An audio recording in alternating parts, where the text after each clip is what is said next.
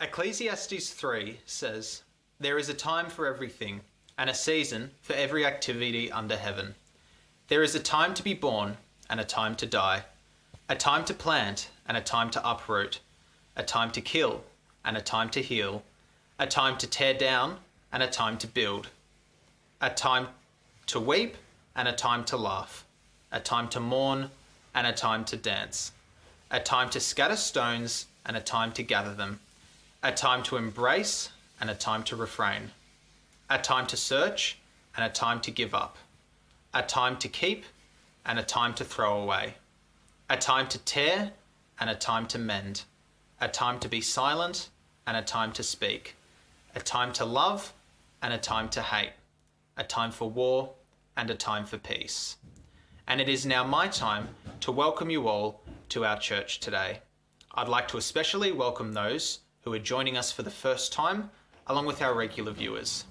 This week has certainly brought some relief to many, with restrictions easing and hopefully the ability to meet up with our church family again soon. We've been blessed with some of the warmer weather where we've been able to go out and enjoy nature. I hope you have a blessed Sabbath as you join us in listening to Pastor Ryan sharing the message with us for today. Thank you. I have an open secret to share with you, and that is all about group life. We have a whole group of groups, if I can put it in those terms, that meet on a Sabbath morning through the week and achieve a sense of community that we just wouldn't be able to do otherwise. And on this morning, Saturday morning, Sabbath morning, 10:30, just after the church service goes to air, you can join in a life group. And those life groups cover adults. They all meet on Zoom. We have some younger ones meeting on Zoom as well, from young adults to teens and right down to primary age. Now, if you're part of that, you're already enjoying it and enjoying that community and opportunity to study together. But if you want to know about that, you can email us on this email address on the screen, office@lsda.org.au, and we will connect you with a life group or tell you more about it if you're interested in that. So just let us know. Now look, the other thing I want to let you know, last week I shared about this book, this Advent book. This is a book just in time for Christmas. It's a pretty special book. It's hot off the presses, literally. I picked our collection of them up on Thursday. And this is a book that we are giving to every church family, as well as anyone who requests it that is watching today. Now, all you need to do is to email us and request the book. Again, same email address, office@lsda.org.au. Give us your mailing address and specifically request the free offer, the Advent book, and we will send this to you. We're going to try and get these out as quickly as possible so you've got them in time to read in preparation for Christmas. But these are great not only for you, but if you've got a friend or a neighbour and you'd like to share this book with them, let me know, get in contact with me. We've got enough to go round and I'm happy to get them into your hands to share. So this is the book Advent, and we've now got it ready to pick up when you're ready. Thanks very much. Just email office@lsda.org.au.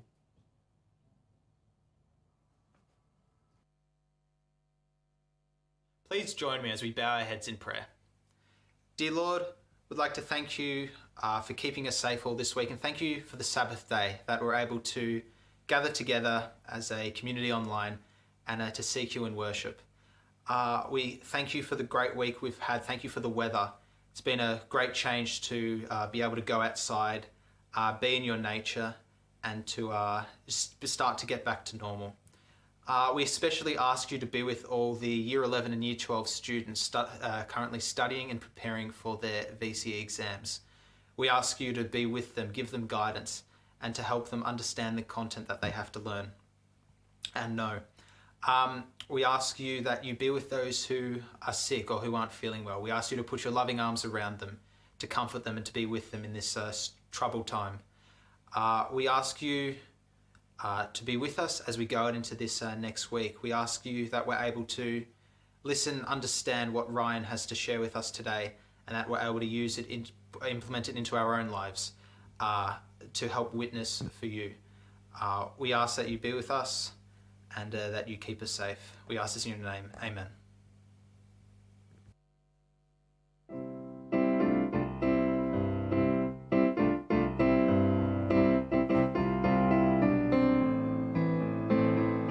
Blessing and honor, glory and power be unto the Ancient of Days. From every nation, all of creation, bow before the Ancient of Days.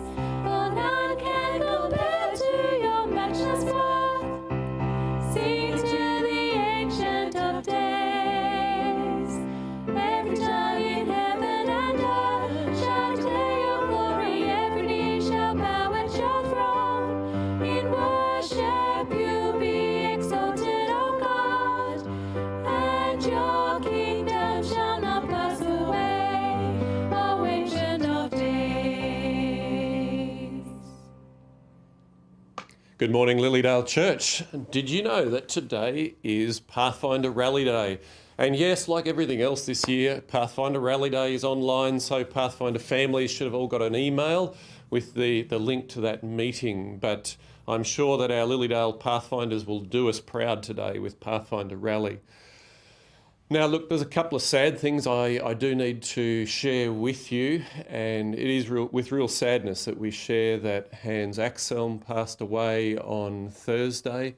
His funeral, Murray Krieg will be taking his funeral on Wednesday, and obviously, as is the case, that will be a COVID funeral, so it'll just be a small one.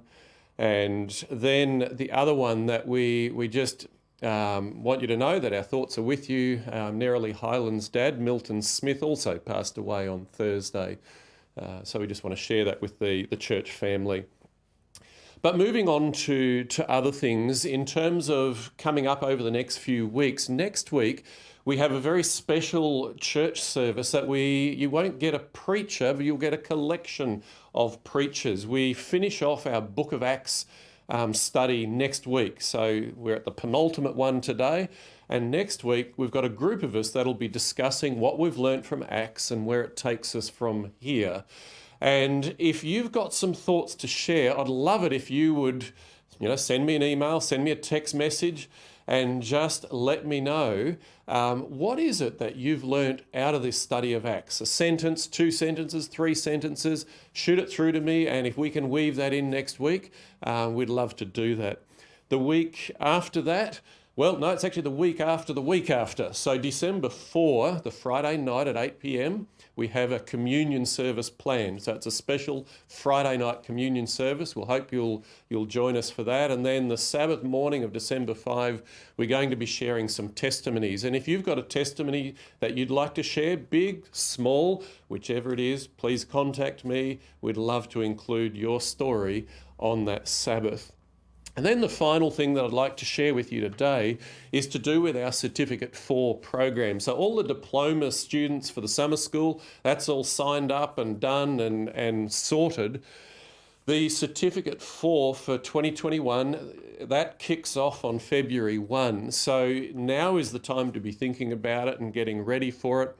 And if you're someone that just would like to grow in your leadership in the local church, or would be interested in growing in your ministry, and you want to get a taste of it, or maybe even a Year 12 student that has finished and wants to take a gap year and grow in that sort of area, this might just be the thing for you. So Faye Stothers-Khan is the one to talk to, Pastor Faye. And there's 2 things that we're offering. So the first is a Certificate 4. They're both Certificate 4 in ministry, but one is in leadership and the other is in chaplaincy. So you can do it part-time or full-time. Full-time, you'll get it done in a year. Part-time, over a couple of years. And the subjects, mostly for chaplaincy and completely for leadership, are 9 weeks long. So they fit with the school term. And so you're done a subject in a term.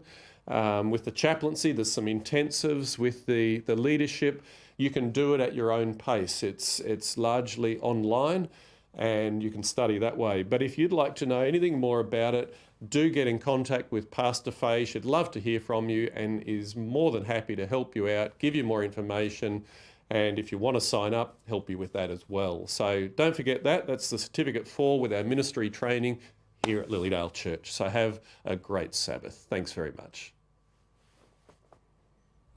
Good morning, Lilydale Church. Today's offering goes towards unusual opportunities. A very peculiar name for an offering, isn't it? When I first heard of the unusual opportunities offering, I had a little laugh to myself, and I started thinking about all the unusual opportunities that could arise in Adventist life. Maybe a Pathfinder sash just got full of honours and has no more space. Sounds like a good use for the unusual opportunities offering to help with. Or perhaps there is a gathering at church, but not on the Sabbath, because an ice cream truck rolls by.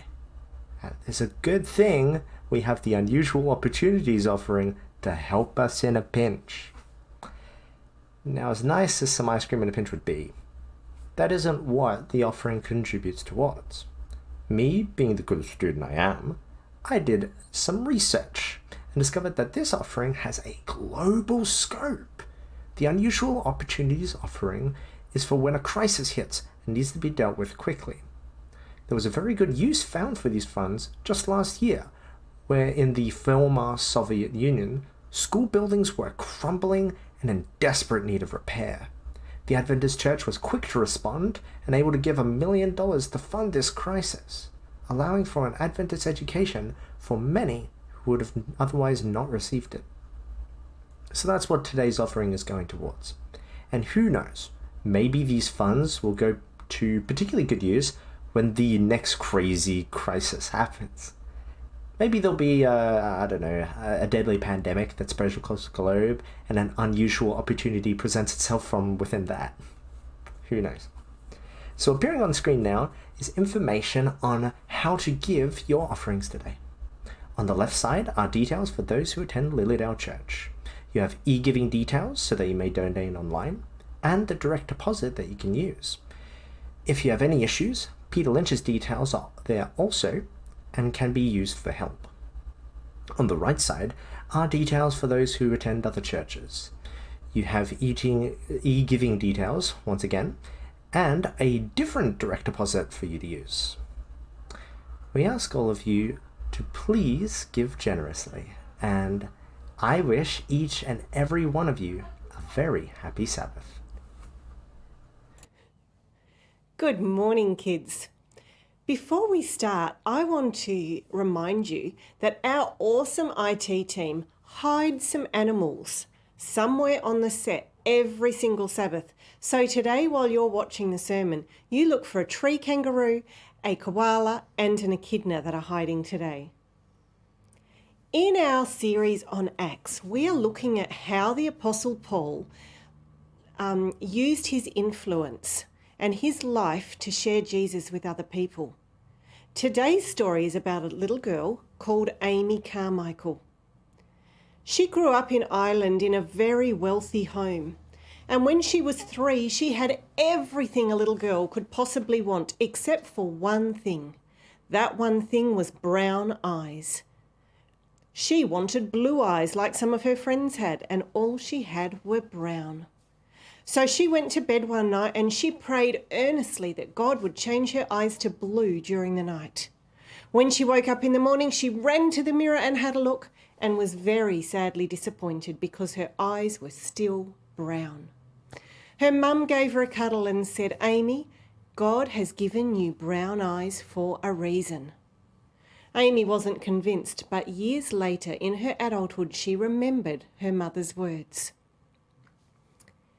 When she was a young adult, her father lost all his money and died shortly after. And suddenly she went from being wealthy herself to much reduced circumstances. Around this time, Amy went to some meetings where she heard Hudson Taylor tell his story about the China Inland Mission. My year ones at Edinburgh heard this story yesterday, and she was all filled with enthusiasm and wanted to go to China. But Amy also had a disease where she was often filled with aches and pains, and the China Inland Mission said that she couldn't go. So instead she went to Japan for a little while, but the cold air in Japan made her worse and she had to return to England. A few years later, she heard about mission work in India and off she went. And for the next 56 years, Amy lived in India and never went back to England. She settled in Tamil Nadu, right down the very bottom of India, quite close to Sri Lanka. She learnt the very difficult Tamil language, and she started working with another couple.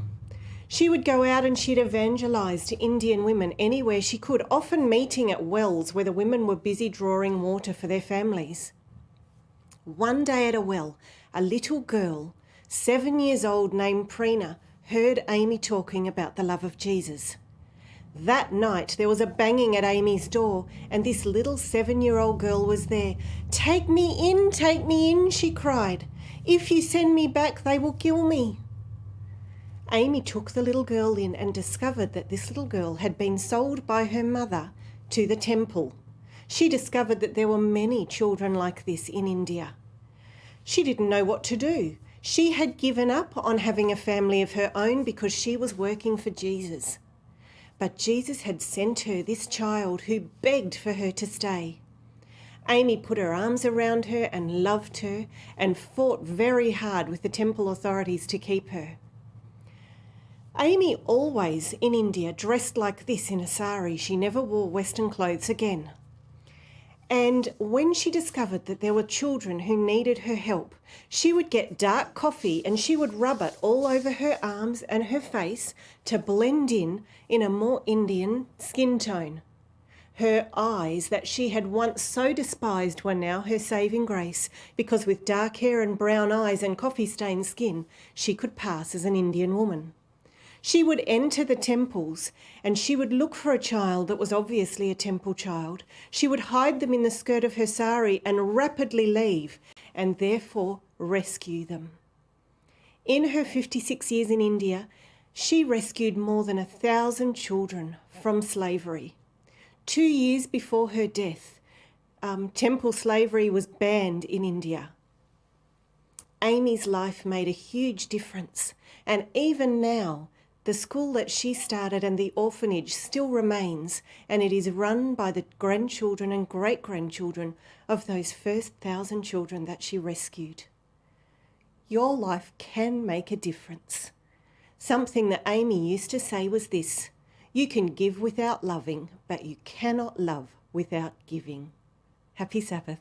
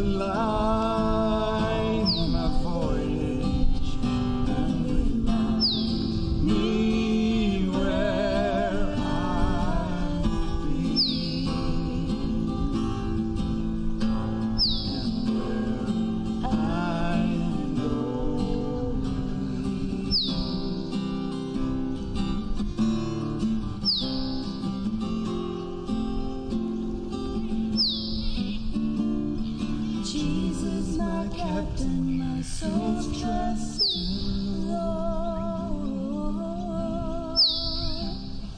All my allegiance is rightfully yours.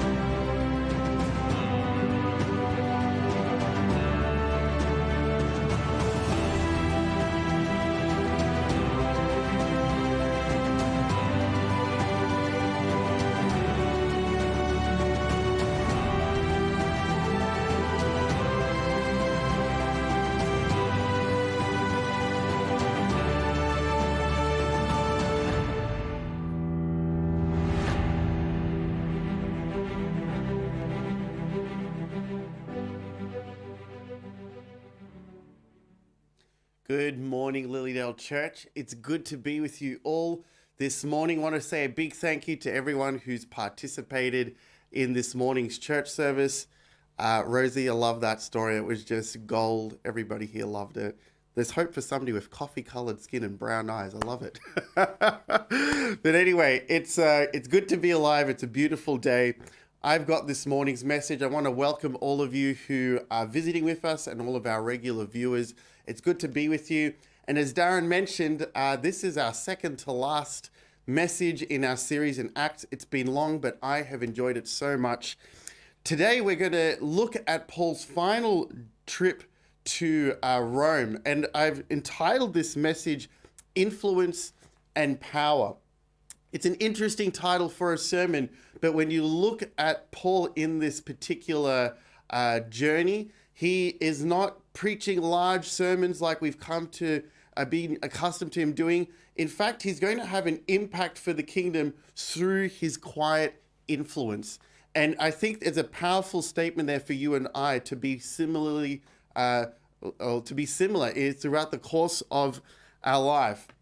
Now, by way of introduction, I've been thinking over the last few months, this year I was meant to go travel interstate, and I always love an opportunity to go interstate. I love to travel, and I'm just looking forward to a time where we can travel again. And it got me thinking about travel when I was a kid. And I've got a slide for you. It's a picture of airplanes back in the day. Surprisingly, I couldn't find too many pictures, but this is an old airplane. You can tell. But for those of you at home who have no idea what you're looking at, there's like a picture at the very front end of the cabin. And back in the day, that used to be a little cinema screen, and there was a projector on it, and the movie on the film would be thrown onto there, or television shows. But the thing I often liked watching, and this was my little quirk as a kid, but I've always loved maps. And I used to love seeing the picture of the plane and its journey and where it was going, how long it was going to take to get there. Now things have changed, and we have these. This is what the modern, airplane looks like. We've got information systems, entertainment systems, in the back of every seat. And, you can do whatever you want. Doesn't matter what mum's watching or what dad's watching. You can watch your cartoons or your movies and anything in between. What I love to do, though, is I still love to go to the little channel where it has all of the information about the trip. And just going to show you a little picture of what I'm talking about here for those of you who don't know. Here's what I'm talking about. You got a plane. It's left Madrid in Spain. It's heading to Chicago. This is not a trip that I've done, just what I found online. And you see the little plane and you get a sense of how far you've come and how far is left to go. But with these modern systems, you can find out the wind speed outside. You can find out what the time is in your destination.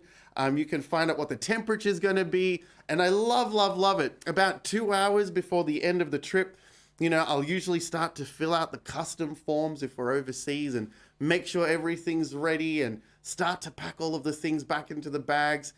But I have to say, the last overseas trip we did was with Harry, and we took him to North America, and that was a long flight.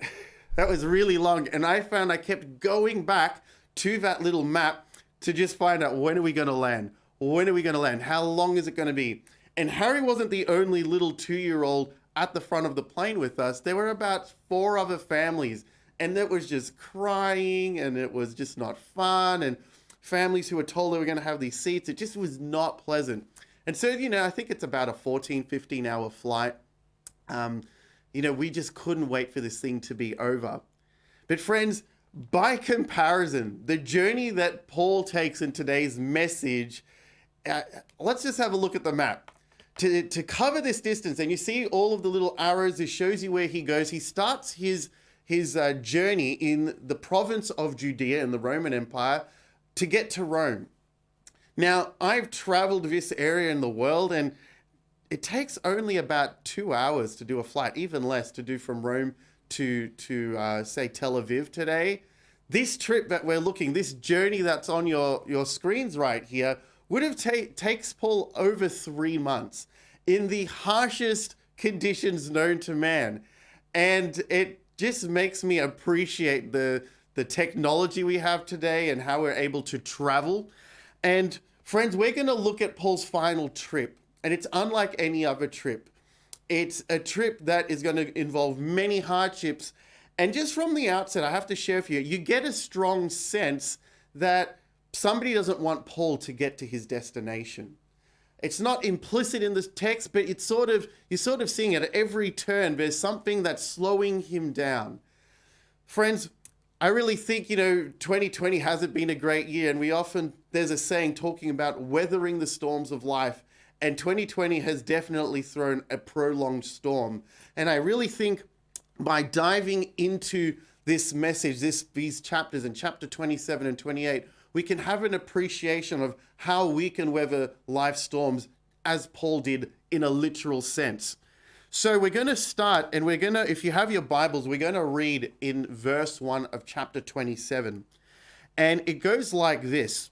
When it was decided that we would sail for Italy, Paul and some other prisoners were handed over to a centurion named Julius, who commanded the Augustinian cohort. We boarded a ship from Adramyttium that was about to sail to the ports along the coast of the province of Asia. And we put out to sea, accompanied by Aristarchus, a Macedonian from Thessalonica. So in these first few verses, we are setting the table.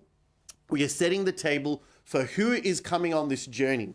On this journey, we obviously have Paul. He is going to Rome. He wants to make his case to the emperor. We also have Julius. Julius is going to be very important in this story. And I want you to look at this story from Julius's perspective.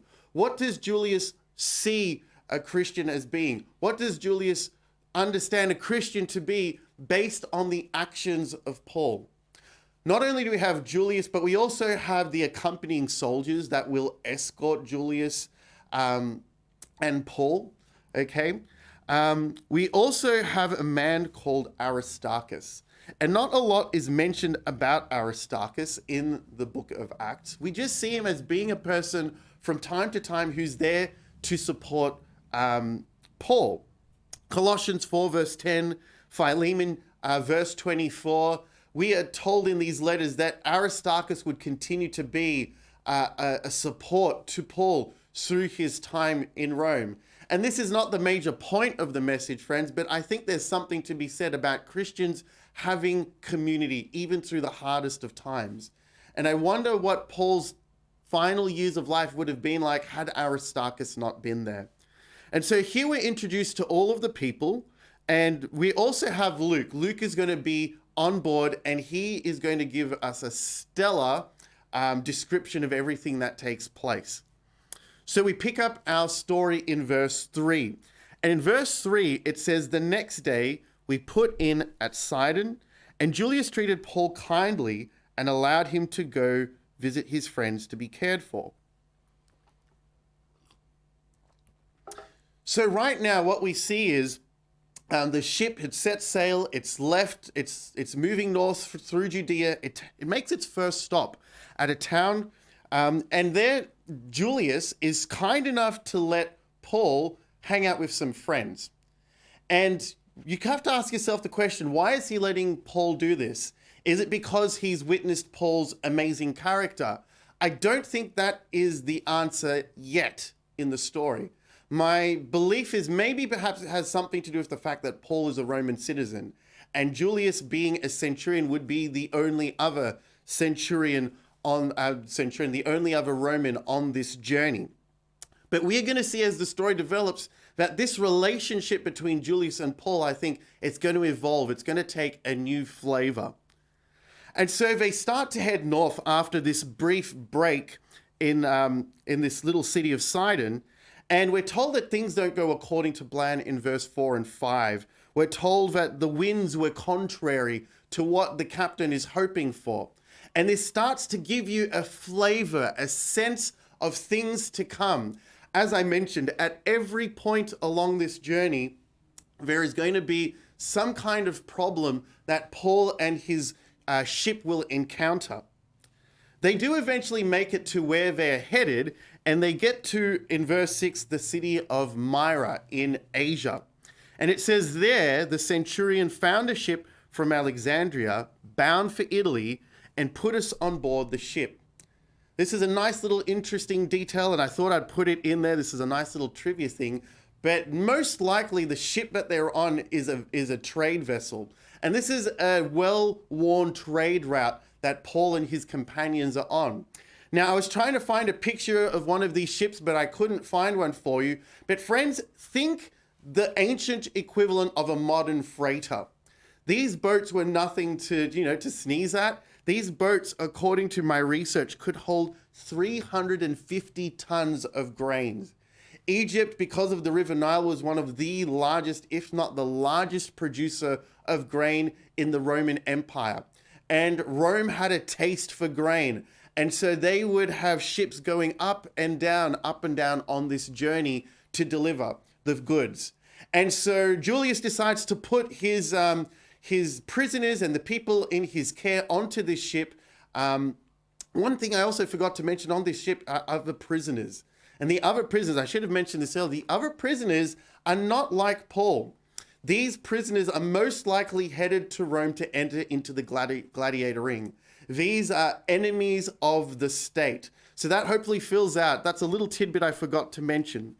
But so they head on from Turkey, from the city of Myra, and they start to journey across the Mediterranean, hoping to get to the island of Crete. And what we're told is that once again, things don't go according to plan. The wind stops blowing. They're just dead in the water, and much time is lost. And you need to have in the back of your mind as we're going through this journey that time is money for the captain and the owner of the boat. It is, important that they get to Rome with the goods, because then they can sell it, then they can make up their costs. And so sitting in the water is not good for business. So they're dead in the water for much time. And friends, it sort of got me thinking, I don't think Luke wants us to allegorize this particular chapter, but I do think there are life lessons to be learned through this journey that Paul takes. And one of the lessons that I gleaned from this story at this point is that maybe just like the captain and the owner of the ship, we want to rush through life at a pace that God does not want us to move through. And friends, I've got this little point for you, but Christians need to learn to move at the pace of grace. So often we want to move faster than God is moving. So often we want to rush ahead to the blessings that He has for us, all the while missing out on the character development, on the growth, and on the learning that he has for us on the journey. It makes me think of my time at Avondale. I was at Avondale for too long. A theology degree takes 4 years, and I was at college for 6 years. I'm not going to go into all the whys, but I did 2 degrees, and I was there for a really long time. And by the end of it, I'm like, God, I just want to get out of here. I want to start working. I want to start doing things. But those 2 extra years I spent learning to be a high school teacher, learning pedagogy, learning how to teach, learning how to craft a unit of work, learning how to stand up in front of a classroom and present. Those things that time taught me things that in the moment I just thought was a waste of time. But when I look back, I see how God was working. And so, friends, maybe we need to learn to move at God's pace, the pace of grace. So, they eventually get to the island of Crete, and in verse 10 and 11, Paul starts to make an assessment of the situation as he sees it. And he says, "Men, I see that the voyage will bring disaster and heavy loss, not only of the cargo and the ship, but also all of our lives." But the centurion listened to the advice of the captain and the owner of the ship, rather than to Paul's words. So here's an interesting situation, and I've always kind of wondered about this detail. But, they're on the ship, they see the island of Crete, they're going past, and a decision needs to be made. Are we going to, moor our boat in this little port? And the port was called Fair Havens in the modern English that we have today. And Paul starts to give some advice, and I wonder, how is Paul able to give advice in this season? And it seems to me that Paul gives the advice, his advice is heard, I should say, on the basis of his Roman citizenship. I've mentioned it already, but this citizenship is really important, and it counts for a lot. Other than the centurion, Paul is the only other Roman citizen, and that means you get a seat at the table. The other reason why I think Paul's advice is important is because Paul is well traveled. Paul has wisdom. Paul has learned through experience what the ocean is like at this time of year. And the sailors of the ship also know what it's like. But Paul's motivation is different to the motivation of the captain and the owner of the ship. Paul's motivation are the lives on board this vessel. And that's really important. As I mentioned, one group is being motivated by economic factors. Another group is being motivated by people's lives. And so our journey continues, and we're going to cover a little bit of passage here just by way of explanation. But they decide to move a little bit further up the island of Crete to the city of Phoenix in hopes that there they'll be better positioned to continue after the bad winter weather. There's a season for traveling in the Mediterranean, and it's coming to an end. And they thought, if we can just position ourselves a little bit further up, we're going to be okay. But what ends up happening is a wild wind called a northeaster takes hold of the ship, and it just lets them loose into the middle of the Mediterranean Sea. And it's so bad that they have to start throwing over cargo. They have to start throwing over tack, the tools that were used to sail the ship. Things are getting pretty precarious. They're getting from bad to worse. And so verse 20 just paints it beautifully. It says, "When neither sun nor stars appeared for many days, and rather bad weather pressed upon us, we finally gave up all hopes of being saved." Man, that's got to be some bad sea. And I've been on boats, and for those of you who have been on boats, you know that traveling by water, it's not always a pleasant thing. But I can only imagine you have not seen the sunshine for many days. It's that stormy, it's that windy. And, the idea of it's being presented here is that some of your Bibles may not say we gave all hope of being saved, but the Greek here is really pointing to the idea that they thought their lives would be lost. They thought when they missed the island of Crete, they thought, you know what, it's all gone. Let's just hope for the best. But the reality is, the probability is we're more likely going to die than not. This is the situation they find themselves in. So at this point, Paul speaks up in verse 21, and he, missing a verse, but that's all right. I've got a slide here for you. That's okay. Here's a little picture. It's by the Dutch master Rembrandt. And it's a famous picture of his. It was actually stolen and it hasn't been recovered. But this is a picture of him, and this is actually another story from the Bible, but this is the disciples in the Sea of Galilee with Jesus. And you know what, friends, what's interesting is that was the only picture he ever painted on the ocean. And for a first time, he does a pretty good job, in my opinion. But what I love about the picture is that it captures so beautifully the hopelessness at sea. And you know, this is on some smaller level in a little fishing boat. You can only imagine looking at this picture what it must have been like to be in the Mediterranean with no hope of survival. And it needs to be noted here, Luke is not going to paint Paul as a religious superstar kind of figure like the Gospels do Jesus. In this story, what we see is Luke is your comrade in arms. Luke is the person who sojourns with you. And so in verse 21, this is what we want to get to over here. It says, since almost nobody wanted to eat, Paul stood up among them and said, men, you ought to have followed my advice and not have sailed from Crete, and thereby avoided this damage and loss. Paul is concerned for the lives of the people in his care. You know, and I get it. Look, they're at sea. They don't want to eat. It's just not nice. And he says, guys, you really should have listened to me. And it can come across that Paul is rubbing it in. I knew what I was saying. You should have told me. But what I think Paul is going to do here is I think he's demonstrating his credibility. He's saying, hey, guys, I am a person who can be trusted. You can trust my word. I'm not just making things up. And so, friends, I really wanted you to think, but through this situation, but your voice matters. Paul was a prisoner in this environment. Yes, he had Roman citizenship. His voice would have been listened to.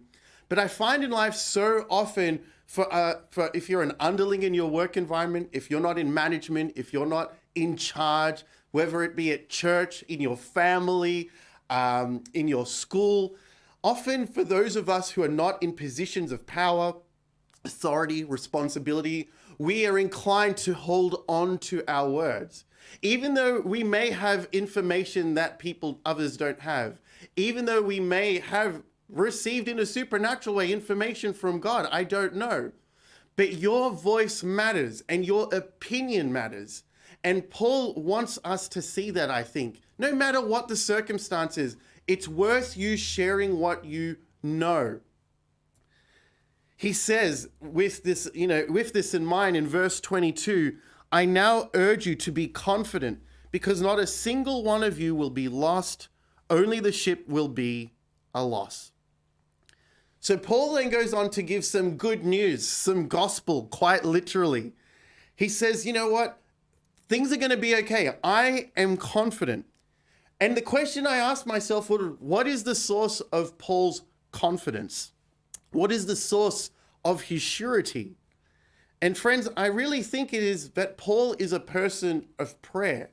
We're actually not told that he prays, but there seems to be a little bit of a clue that indicates that Paul knows something. Maybe he's had an answer to prayer. In verse 23 and verse 24, it says, for last night, an angel of the God to whom I belong and whom I serve stood before me and said, do not be afraid. You must stand trial before the emperor, and indeed God has graciously given you the lives of all who are sailing with you. The source of Paul's surety comes from the God to which he belongs. Friends, you have a God to whom you belong. You have something else that, the rest of society wish they had. They may not know it, but you have something so valuable. I love how Paul says God has graciously given the lives of all who are sailing with you. And I think that gives us a little bit of a clue that maybe this is an answer to prayer. Whilst, if I could say this, while all hell is breaking loose on this boat, Paul is praying. Paul is asking God, there are people in my care. There are people you've placed in my environment. You need to get us through this. They don't know who you are. They need to come to a truth that you have sent your son into the world to save them. And so I really think that Paul models for us what it means to be a Christian who weathers the storm. You're not just thinking about yourself, but you're thinking of the lives of others. And so the story continues, but things get even more worse. They end up in this tempest for 14 days. It's so bad that the crew decide to abandon ship. There's a little dinghy, a life raft that gets towed at the back of the boat, and they decide to hop into it. And Paul says to Julius, if these guys hop into the boat, the rest of us, we're just dead in the water. None of us know how to sail. None of us know anything about, how to manage this. We need these guys. So Julius and his soldiers, they get the boat, they get everybody back on board, and they do this crazy thing, but they cut loose the boat. They let it adrift into the middle of the ocean. And basically, they sever any hopes of getting off the boat intact. The boat will have to beach itself, will have to crash, because they've let go of so many of the tools needed to steer and guide a ship. And so Paul is, gives this advice. Julius listens. And what you see in this story over the course of these verses, that Paul has given a lot of advice. He said, stay on the island. He's told people to stay hopeful. He's told people to stay on the boat. And next, what we see him do is tell people to stay healthy. Again, Paul has the best interest of everybody on board. And Paul does this really interesting thing. He takes some bread, he prays over it, he asks for a blessing, and he eats it, and he encourages others to do likewise. And some people have said there's a beautiful little picture of communion there. And I'm not sure, some scholars have argued, debate that, but I like to believe it's true, that Paul could give thanks for what Jesus had done no matter the circumstance. But here's the cool thing.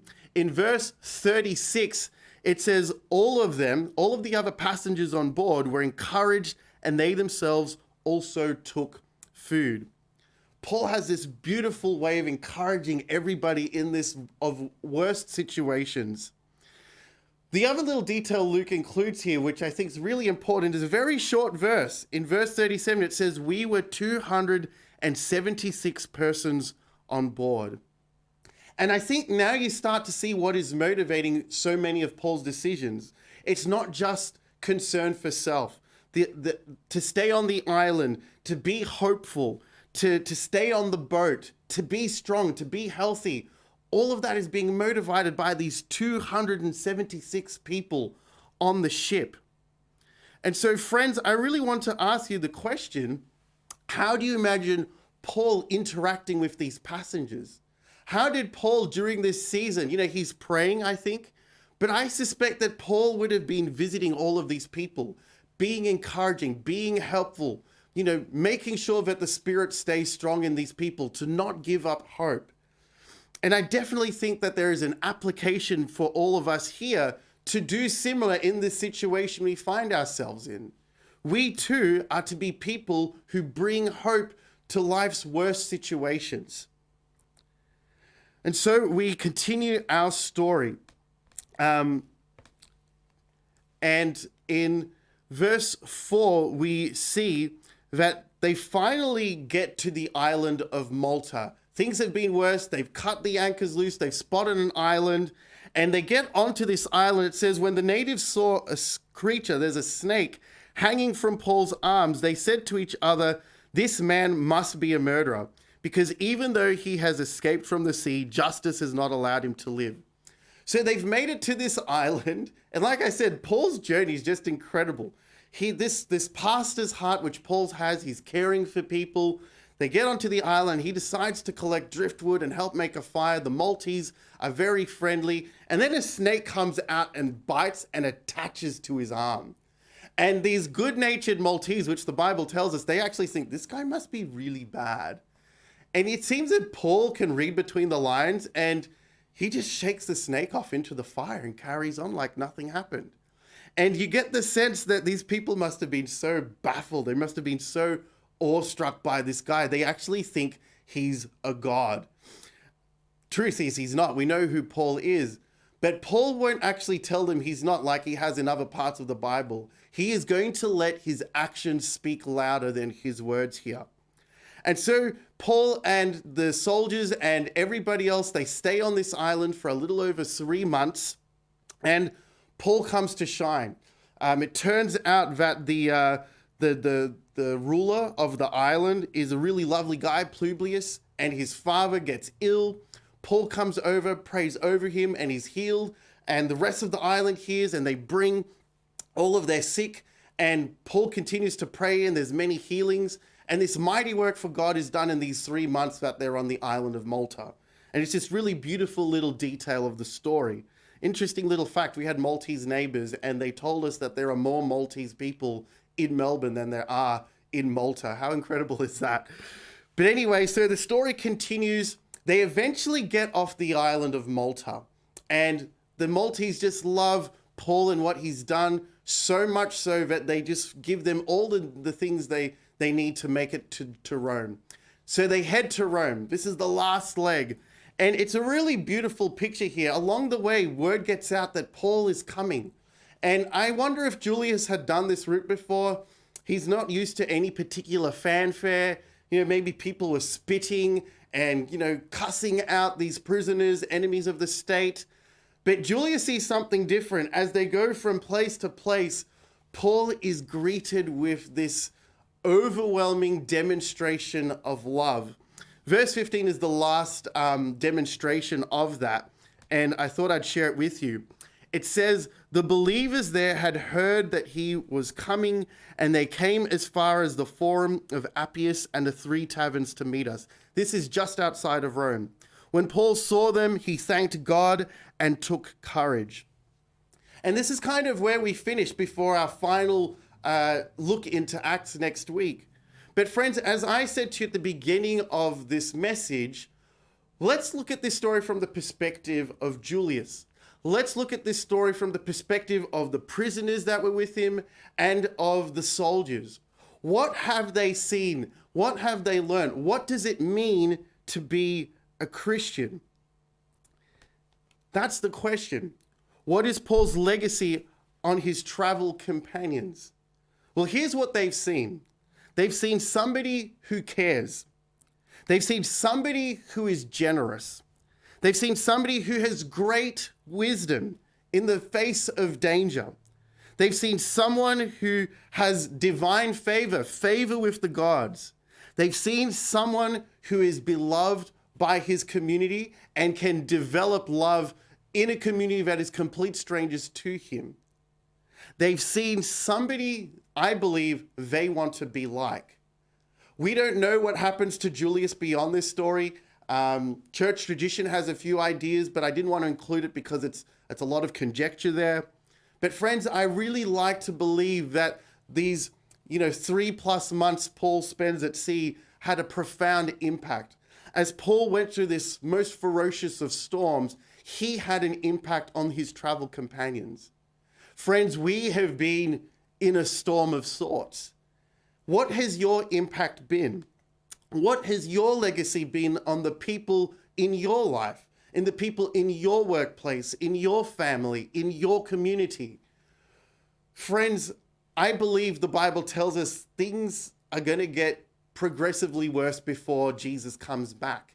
There will be more storms.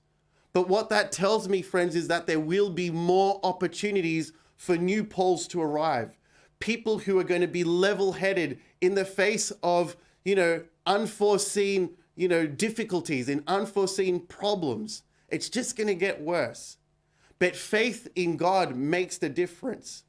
Paul, as we have said, is a man who has influence and power in spite of the circumstances he found himself.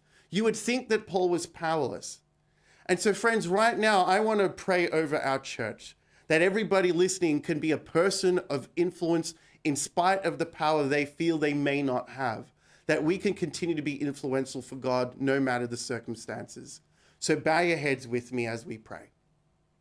Father in heaven, Lord, I just wanted to say thank you for this final journey that we see Paul take. It's not a journey where he preaches amazing sermons. It's not a journey where we see, lots of crazy riots in cities and, Paul, stirring up a big mess that he's accustomed to doing. No, we just see Paul on a journey. We just see him being himself. We see him leaning into relationship. We see him being a person that can be trusted, that can be admired, a person that encourages. And Jesus, I want to pray that we can glean something of these qualities in our own lives as individuals and corporately as a church. We don't know what the future holds for the city of Melbourne, for Australia, and for the world. But my firm belief is, Heavenly Father, that you are inviting us to become more like Paul. As we see the world, I believe, things are slowly starting to wrap up. We don't know when things are going to end, but Father, you are coming soon. You're sending Jesus to bring us home, and you want us to bring as many people with us. And so, Father, my prayer is that we can be a church that looks like Paul. Bless us to this end. Thank you for giving us these beautiful stories. Thank you for giving us your son, Jesus. And we pray this prayer in his wonderful and precious name. Amen. Thank you, church. It's been great. And as always, look forward to seeing you. God bless.